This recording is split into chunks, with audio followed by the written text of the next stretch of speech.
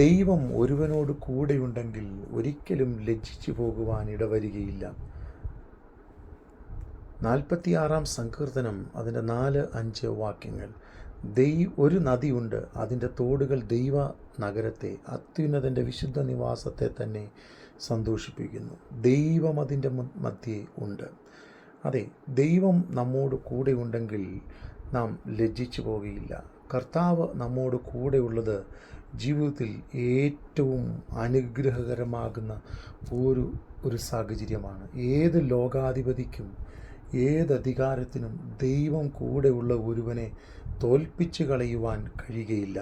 ശത്രു എത്ര താഴ്ത്തിക്കളയുവാൻ ശ്രമിച്ചാലും ദൈവം കൂടെയുള്ളവൻ പൊങ്ങി വരിക തന്നെ ചെയ്യും.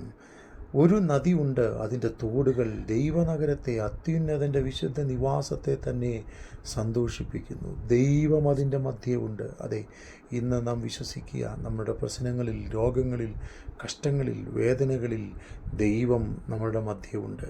അതുകൊണ്ടാണ് യെശയ്യാ പ്രവചനം 60 അധ്യായം അതിൻ്റെ 14 വാക്യം ഇങ്ങനെ പറയുന്നത്: നിന്നെ ക്ലേശിപ്പിച്ചവരുടെ പുത്രന്മാർ നിൻ്റെ അടുക്കൽ മടങ്ങി വരും, നിന്നെ നിന്ദിച്ചവർ നിൻ്റെ അടുക്കൽ കടന്നു വരും. അവർ നിന്നെ യഹോവയുടെ നഗരമെന്നും ഇസ്രായേലിൻ്റെ പരിശുദ്ധൻ്റെ സിയോനെന്നും വിളിക്കും. അതെ, ക്ലേശിപ്പിച്ചവർ മടങ്ങി വരത്തക്കവണ്ണം, ക്ലേശിപ്പിച്ചവർ നിന്നെ ആശ്രയിച്ചു വരത്തക്കവണ്ണം, നീ ദൈവത്തിൻ്റെ ഒരു മുഖമുദ്രയായി, ദൈവത്തിൻ്റെ ഒരു വെളിച്ചമായി തിളങ്ങത്തക്കവണ്ണം ദൈവം ഒരുവനെ സഹായിക്കും. കാരണം ദൈവവചനം ഇങ്ങനെ പറയുന്നു: നിങ്ങൾ ദൈവത്തിൻ്റെ മന്ദിരമെന്നും ദൈവത്തിൻ്റെ ആത്മാവ് നിങ്ങളുടെ ഉള്ളിൽ വസിക്കുന്നുവെന്നും നിങ്ങൾ അറിയുന്നില്ലയോ?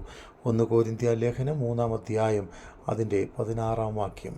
അതെ, ദൈവം നമ്മോട് കൂടെയുണ്ടെങ്കിൽ നാം ലജ്ജിച്ചു പോകേണ്ടി വരത്തില്ല.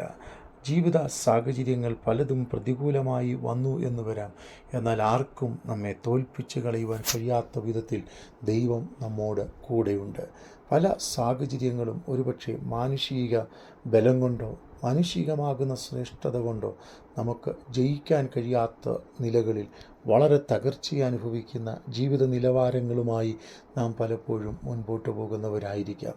ചില കടഭാരങ്ങളോടുള്ള ബന്ധത്തിൽ, കുടുംബ പ്രശ്നങ്ങളോടുള്ള ബന്ധത്തിൽ, രോഗങ്ങളോടുള്ള ബന്ധത്തിൽ ഒക്കെ അനേകരുടെ മുമ്പിൽ നാം അപമാനിതരായിരിക്കാം. എന്നാൽ ഇന്ന് ദൈവത്തിൻ്റെ ആത്മാവ് നമ്മോട് സംസാരിക്കുന്നു: ദൈവം നിന്നോട് കൂടെയുണ്ട്, നീ ലജ്ജിച്ചു പോകുകയില്ല. ആർക്കും നിന്നെ തകർത്ത് കളയുവാൻ കഴിയത്തില്ല. അതെ, ദൈവവചനത്തിൽ പല ഭക്തന്മാരോട് ദൈവവചനം പറയുന്നു: നീ ഒറ്റയ്ക്ക് ശത്രുവിനെ ജയിക്കും, നീ ശത്രുവിൻ്റെ മേൽ ജയമുള്ളവനായി ദൈവിക അനുഗ്രഹം പ്രാപിക്കും. അതെ, യോവേൽ പ്രവചനം 2 അധ്യായം അതിൻ്റെ 27 വാക്യം വായിക്കുമ്പോൾ ഇങ്ങനെ വായിക്കുന്നു: ഞാൻ ഇസ്രായേലിൻ്റെ നടുവിലുണ്ട്, ഞാൻ നിങ്ങളുടെ ദൈവമായ യഹോവ, മറ്റൊരുത്തനും എന്നെപ്പോലെ ഇല്ല എന്ന് നിങ്ങൾ അറിയും. എൻ്റെ ജനം ഒരു നാളും ലജ്ജിച്ച് പോകുകയില്ല. അതെ, ദൈവവചനം വളരെ വ്യക്തമാക്കുകയാണ്: ദൈവത്തിൽ ആശ്രയിക്കുന്ന ഒരുവനും ലജ്ജിച്ചു പോകുകയില്ല. അതുകൊണ്ട് നാം എന്താണ് ചെയ്യേണ്ടുന്നത്?